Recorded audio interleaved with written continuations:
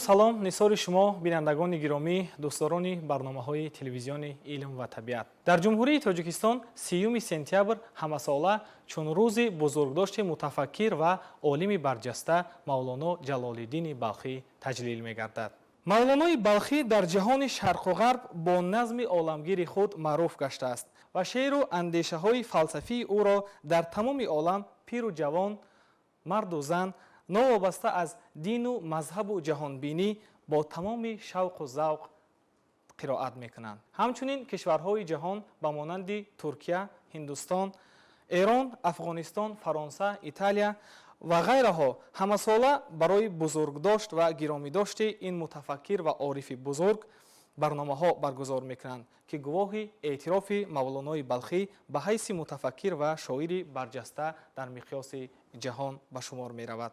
бинандагони гиромӣ, барномаи имрӯзаи мо низ паҳлӯҳои ҳаёту фаъолият, сафарҳо ва мероси бадеии Мавлоно Ҷалолиддини Балхиро дар бар мегирад.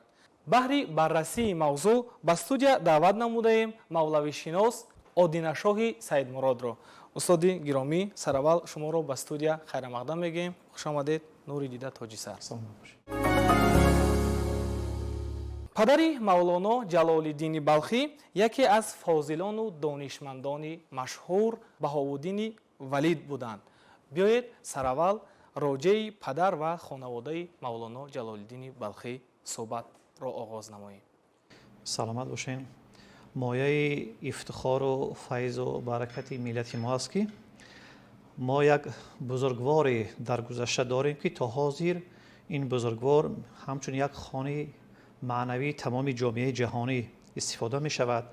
беш аз 1 миллиард хонанда дар тамоми ҷомеаи ҷаҳонӣ дорад ва чун пеш аз оне ки дар бораи падари ин марди бузургвор хоҷа Баҳоуддин Валӣ суҳбат кунам, андаке метавон бигӯям дар бораи худи Мавлоно Ҷалолиддин Балхӣ ки дар борааш Мавлоно Абдураҳмони Ҷомӣ чунин гуфтанд: ман нагӯям васфи он олиҷаноб, нест пайғамбар вале дорад китоб, маснавии маънавии мавлавӣ ҳаст Қуръон бо забони паҳлавӣ. чу дар ҳадис аст ки ҳар чиз бар асли хеш бозгарданда аст ва ба маврид қайд кардед ки пас Ҷалолиддин Муҳаммади Балхии Румӣ ин қадар шахсияти бузургвор, шахсияти нотакрор, шахсияте ки мислаш дар гузашта набуд ва оянда ҳам нахоҳад шуд, чӣ гуна шахсия аст? албатта аз асл яъне ки аз асолати чӣ гуна шахсияти бузург ба дунё омадааст. ишора ба падараш, ба хоҷа Баҳоуддин Валид.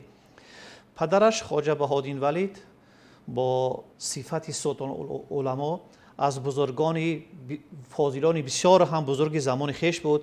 бисёр ва илмҳои комили замони худро аз қабили илмҳои мантиқ, илоҳиёт, калом, фиқҳ, ҳадис бисёр медонист ва дар гуфтани баёни мақсад вусъати доираи назар бениҳоят як гуфтугӯи зебоиро ба мерос мемонд ва дар гирду дар ҳалқаи худ дар ҳамон минтақае ки падараш ба дунё омада буд, албатта ишора ба қисмати рости соҳили дарёи Омӯ, дар ҳамон ҷо як мадрасае буд ки падари Мавлоно хоҷа Баҳоуддин Валид дарс медод, тадрис мегуфт ва ҳамчун иршод, ҳамчун муршид тамоми донишмандону тамоми муридони зиёдеро дар ҳалақаи худ ҷамъ меовард. аз он ҷумла шоҳи ҳамонвақта Алоддин Муҳаммади Хоразмшоҳ аз наздикону аз ҳамон надимони хеле ҳам шоистаи наздики ҳамин падараш хоҷа Баҳоуддин Валид буд ва дар ҳалқаи суҳбати вай бисёр ҳам иштирок мекард. на ин ки диққати наздикону надимону пайвандону шогирдон, қади тамоми ҷомеаи ҷаҳониро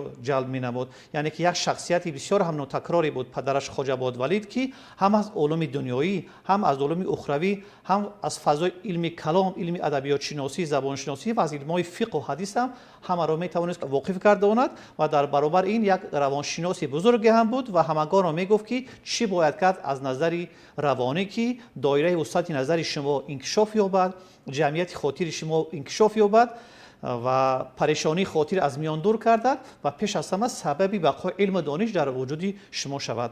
ва падараш баъди чанде ки дар ҳамон ҷо ба ҳайси як донишманди замон муридони зиёдеро ба воя мерасонад, ҳамон замон ҳамон медонем ки асри 12 асри нотинҷ буд, асри нобаробарӣ буд ба хотири ҳуҷумҳои пайдарпайи муғулон. ба ҳамин хотир падараш як рӯз баъди як хоби дидашудаи худаш мехоҳад ки ҳамроҳи اهل بیت همراه زیاده از 300-400 مرید و فرزندان خودشون کوچ بربندند و آنها اولین شده به سمرقند میآیند و اندکی در سمرقند استادگاری می نمایند و سمرقند هم یکی از مرکزها و منبع‌های علم و دانش بود. با فرزندش نزد چند استادی سختگیر برده جلال الدین محمد بلخی را از جهت علم و دانش میخواناند و بالاخره با سفر خواجه بهاءالدین ولید ادامه می‌یابد. ادامه به کجا؟ اولین شده به شهرهای نیشاپور در ایران.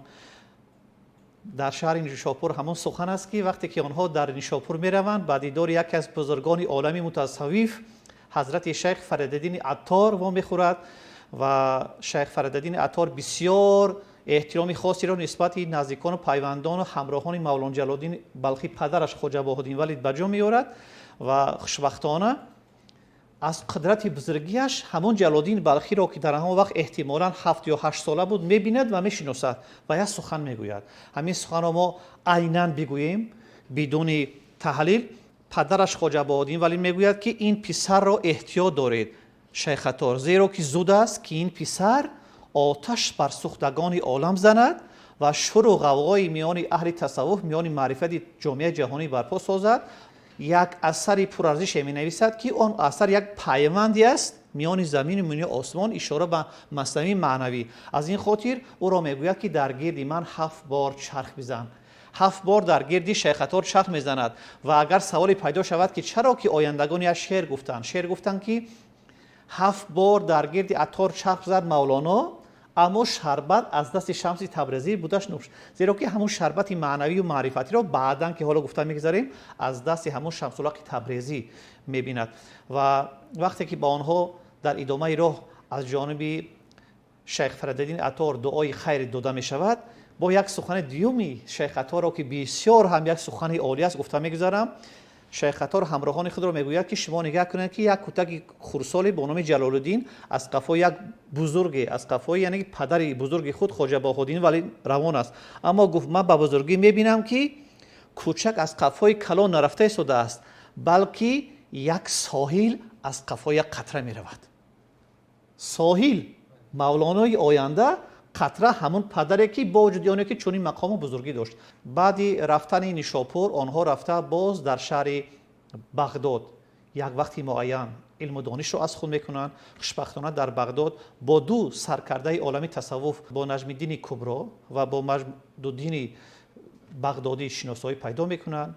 از آن جمله با یکی از بزرگان عالمی تصوف، برپا کننده عالمی تصوف، رکن الدین علمی العربی که صاحب کتاب فصول علیه مکیه هست، یعنی که با پسرش میگوید که در نزد همون شیخ بزرگ رفته از وی نیز علم و دانش بیاموز، زیرا که هر یک آن مردان عزیز یک قطره ذخیره های معرفتی میشوند که در تکان آینده فیض و قدرت آینده مولانا سهمگذاری میکنند.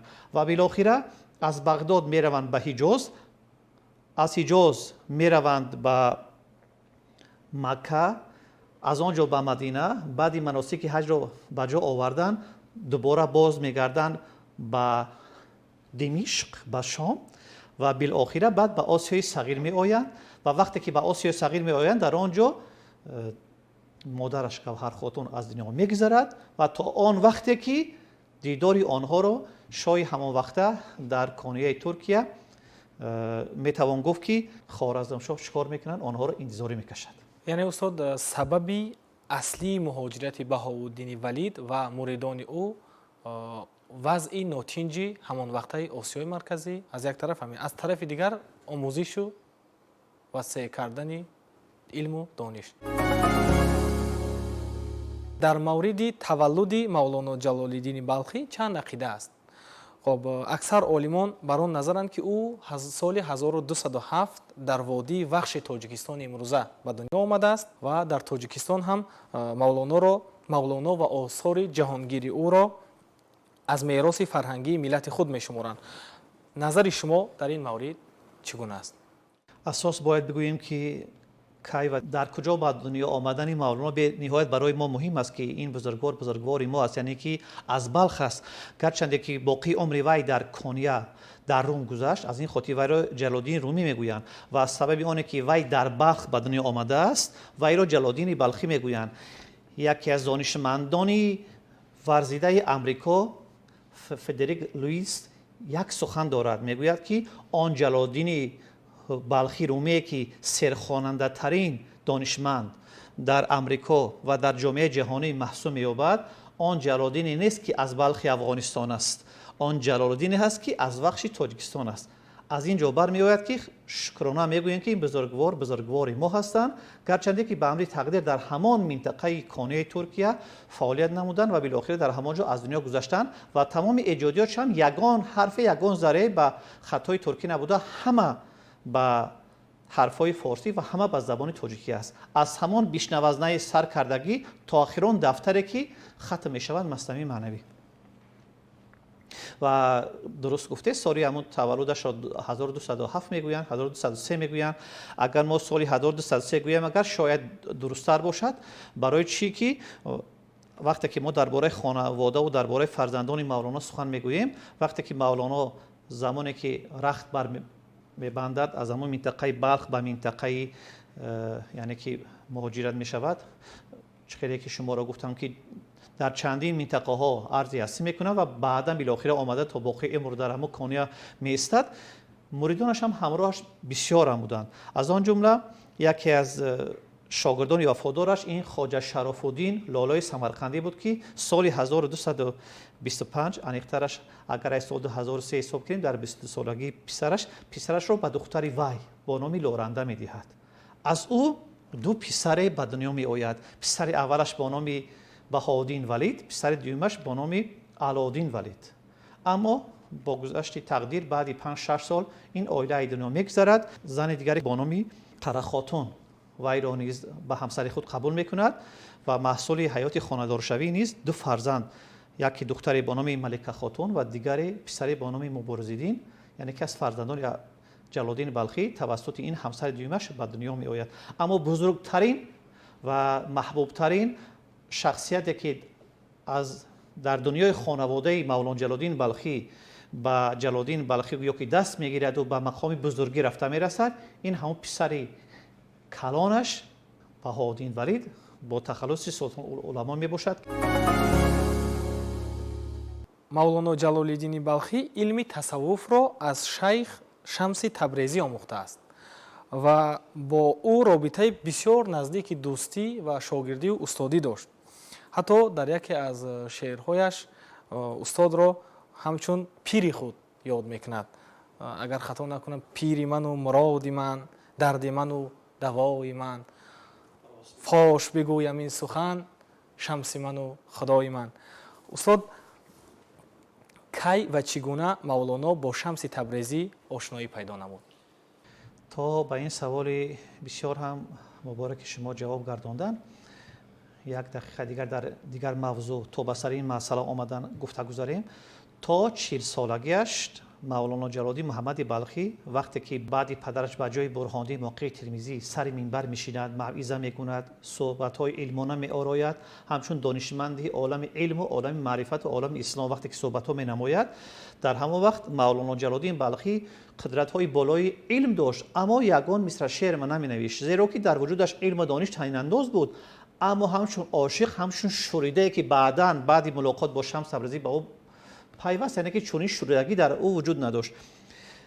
علم را از کی میخواند؟ علم را یک حالت می شود که وقتی که پدرش خواجه بهاءالدین ولید از دنیا میگذرد، شاگرد پدرش برهاندین موقع ترمیزی بعد 1 سال وفات پدرش آمده زیاده از 9 سال به جلال‌الدین محمد بلخی تعلیم علم میدهد. حتی را بار روان میکند که رفته در حلب از یک بزرگواری با نام کمال‌الدین ابوالقاسم علم های گوناگونی که پیش از همه خاص علم های پدرت بود او را بود از خود نمایی و بعد این واخوری او در 40 سالگی با همین شمس تبریزی به وقوع می‌پیوندد و بسیاری دانشمندان و بسیاری همعصرانش شخصیت مولانا را به 2 دوره جدا می‌کنند. به دوره نزدیک شدن تا به ملاقات با شمس تبریزی و دوم دوره بعد ملاقات شمس تبریزی. مولانا جلال‌الدین بلخی در نزد یک ساحل بود، کتاب‌های فراوانی داشت، از کتاب‌های خود استفاده می‌برد تا اینکه همون موضوع علم و دانش را به خوانندگان، به شنوندگان ارائه نماید. و ناگاه یک پیری پشمینه پوشه با او نزدیک می شود و سوال او به مولانا می دهد و مولانا در سوالش یگان جواب نمی دهد، چندان به او اعتنا نمی ورزد، شخصیتی رو گویا نمی شناسد و این باعث قهر غضب همان موسفید گشته کتاب‌هایی که در دست مولانا بود همه رو گرفته در دریا می اندازد و مولانا از این بسیار هم ناراحت می شود و چی سخن‌های هر گونه که به این شخصیتی بزرگ به شمس تبریزی گفته باشد، زیرا که وی رو اول نمی شناخت، چون عباره خلقی است که نادیده مثل کور است و چون رفتار کرد و بعدا میگوید که این علمی که در اینجا بود، این علم سبب بقای شخصیت من بود، سبب آنی بود که من با شاگردانم مریدانم این رو ارائه میکردم، سبق میدادم، این رو به کمی نیستی بردی و همون مستفید چیزی نمیگوید و دست را به درون دریا انداخته بدون تاثیرات آبی که به همون کتاب گویا یگان قطرش هم تر نه از عالم فیض کرم گرفته به مولانا پیشکش میکند و مولانا حیرت می آید، یعنی که چنگال تحیر به انگشت تفکر میگذارد و میگوید که این چی مال است. گفت که وقتی که من تو را گفتم که این چی مال است، شما گفتین که این رو علم قیل و قال گویند، از تو به این درکی نداشته باشی، اما آن چیزی که مرا پرسیده که این چی حال است، این رو من میگویم که این رو علم حال گویند که هنوز تو از این علم درک نداری. ما برون را ننگریم و قال را، ما درون را بینگریم و حال را. ملاقات اولشون یک عباره 16 ماه به وقوع میپیوندد. در آن وقت یگان تعلیم تدریس دیگر به مردم نمیداد. این باعث ناآرامی بعضی از شاگردان شدند که این مستفید کی بود که وقتی که با مولانا این صحبت ها کرد یک باره از تعلیم تدریس ما را دور کرد. اما شمس تبریزی نمیگفت که بین ما و بین او از عالم بالا یک سری هست. در همین سیر باید که من گفته نگذارم که ما پیغام او را به اینجا آوردیم، این باید که از تعلیم دست کشد، از تربیت دست کشد و به عالم عشق گذارد و چی نور، فراست، قدرت، جانبازی رو که بعدا مولانا حاصل کرد از اون دنیای شمس تبریزی بود. نقطه نهایی مولانا جلال الدین بلخی در مقایسه با شمس تبریزی همین است که او میگوید که این شمس گویا که انسان است و یک قدرت است و یک فراست است و یک عالم کمال است و یک عالم نور است، از بالا فرستاده شد تا یک انقلاب در وجود من پیدا کند و ما را از این عالم کثرت به عالم وحدت ببرد. پیر من و مراد من، درد من و دوای من، راست میگفتم این سخن شمس من و خدای من. و در جای دیگر ببینید چی میگوید مولانا شمس تبریزی رو، میگوید که شمس تبریزی که نوری مطلق است، آفتاب است و زی انوار حق است. این هم بعد با سبب تولد همان کتاب شاهستر بزرگ تمام دور و زمان مثنوی معنوی شد که یگانه شخصیتی که بعد شمس تبریزی مولانا آن بزرگوار را دریافت و سبب توسعه وی بود که مثنوی معنوی نوشته شد. این شاگرد عزیز و گرامی قدرش حضرت حسام الدین چلبی است. بسیار خوب می شود که کمی درباره حسام الدین چلبی معلومات داده باشیم. حسام الدین چلبی به نهایت دانشمند، به نهایت شخصیت آینده عارف کامل، یگانه محبوبه که هر چیزی که مولانا مثنوی را میگفت وی مینوشت و در حرم خود در وقتی که مولانا در حالت سرخوشی در عالم مسی عالم دیدار مستشرق انوار جمال الهی میگویند، در عالم وصل، در عالم تصوف، دستش به همان پایه مساجد از جا بالا می شود و شاگردش حسام الدین پی میبرد که اکنون عالم وجد استاد وی را فراگیر است، یگان کسی دیگر راه داده نمیشد، فقط حسام الدین. وقتی که وی خود به خود میشد از عالم فنا به عالم بقا خود را تصور میکرد و در عالم معانی، در عالم معرفت مستشرق انوار جمال الهی میشد، هر سخنی که وی میگفت وقتی که به خود میآمد میگفت حسام الدین که تو چنین سخن گفتی، میگفت مبادا من چنین سخن گفتم، هر چیزی که من در وقت مستی میگویم من نمیدونم چی میگویم. از آن جمله وقتی که مولانا میگفت که آنان که طلبگار خدایید و خدای بیرون ز شما نیست، شمایید و شمایید، ذاتید، صفاتید، گاه عرش گاه فرش، در عین بقایید، منزه ز فنایید. اینا همش در حالت مسیح گفته میشدن و حسام الدین او رو مینوشت. شما تصور کنین که بعدی ختمی نمیدونم دفتر اول یا دومی مثنوی وقتی که همسر حسام الدین ایدنا میگذرد و 2 سال در محبتی بگیم آرمانی همون همسر خود زیق غمگین میماند حسام الدین، در همین 2 سال وقتی که خدمت مولانا را که نمیکرد مثنوی معنوی هم نوشته نمیشد که مولانا خودش نویسد، نمیشد که وی به شاگردش صلاح الدین زرکوب یا به پسرش سلطان ولد که بی‌نهایت شخصیت بزرگ بود گوید که من میگم تو نویس. اما پیغام همین بود که تنها داننده اسرار این مثنوی ما کی را مانده؟ ما حسام الدین را مانده. و به همین خاطر بعداً حضرت مولانا در وصف حسام الدین یک سخن میگوید که من شکر میکنم که تو هستی مثنوی را چون تو مبدأ بودی. مقصد که مثنوی را معنای مبدأ پیدایش سببش تویی. مثنوی را چون تو مبدأ بودی گر فزون آید تو اش افزودی. چون چنین خواهی خدا خواهد چنین میدید حق آرزوی متقین. مثنوی معنوی مولوی وابسته به قدرت درجهش و اتحاد همبستگی با 4 نام دیگر هم دارا هستند. این 4 نام نگوییم 4 صفت. یک بانک توحید، دیگری نغمه عشق الهی، دیگری صیقل ارواح روی هر یک انسان رو بریده میکند و 4م چه خیلی گفتیم حسامی نامه. یک بار دیگر سوال میدهند از مولانا جلال الدین بلخی که میانی 3 عزیز، میانی برهان الدین موقع ترمذی استادت، میانی صلاح الدین زرکوبی شخصیت بزرگ دیگر و میانی همین حسام الدین چلبی کدام از اینها بزرگترند؟ این عزیزوار یک جواب بسیار زیبا میگوید که برهان الدین در اینجا که استاد من است به منزله آفتاب است. خب که باشد این صلاح الدین میگوید به منزله ماه است. اما میگوید این حسام الدین چلبی شاگرد ارجمند و وفادارم به منزله ستاره است. اما میگویند وقتی که بریان و وقتی که همون کشتیبانان در شب راه رو گم میکنن در آن شب میگه چندان نه مهتاب است و نه آفتاب که وی روی نجدا رو بکشاید، همانا این کاری ستاره میماند.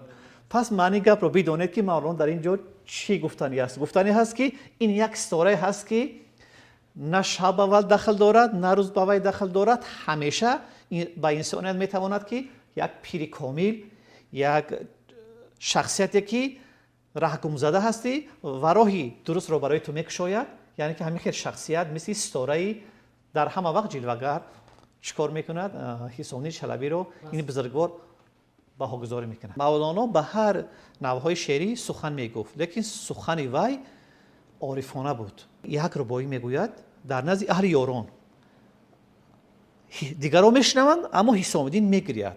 بعدا میگویند نزد یاران که ای حسام الدین چرا گریستی؟ گو همین ربایی که گفت همین مقصدش آن است که چند وقت دیگر با شما هم نیستم، میتوانید که با من خیرخش کنید. همین نگو به طور آشکار نگفت و در همین شعرش بیان ساخت. هر دیده که بر جمال جانان نگرد شک نیست که بر قدرت یزدان نگرد. بیزارم از آن دیده که در وقت اجل از حق فروماند و بر جان نگرد. استاد مثنوی معنوی جلال الدین بلخی چگونه که شما در آغاز صحبت از زبان عبدالرحمن جامی گفتید با قرآن برابر شده است در زبان پهلوی. خب این البته که یگانه میراث ادبی او نبود و ما استاد مولانا جلال الدین بلخی را چون یک شاعری، چون یک عارفی وارسته میشناسیم. باید کمی درباره دیگر اثرهای آفریده او صحبت کنیم. اثرهای دیگری وی مثل شاهستر بیزوال وی مثنوی معنوی آنقدر معلوم مشهور هم نیستند. یک از آنها همون دیوان شمس تبریزی که زیاده از 24,000 بیت رو بر میگیرد و وقتی که وی ملاقات با شمس تبریزی داشت، وقتی که شمس تبریزی جوش و خروش ولوله و شیدای این مرد بزرگوار رو تامین کرد و خود از میان ناپدید شد و شخصیتی نبود که بجای شمس تبریزی در وجودی حضرت مولانا آن همان انگیزه که وی داشت همین رو وی تنظیم کند. و همین خاطر یگانه مرهم جان وی آن همان نگارش او دیوان شمس تبریزی شد. پیشتر از وی باز وی با نام مکتوبات نیز اثری داشت، این چونین مجالس صحابه بگیم همچنین.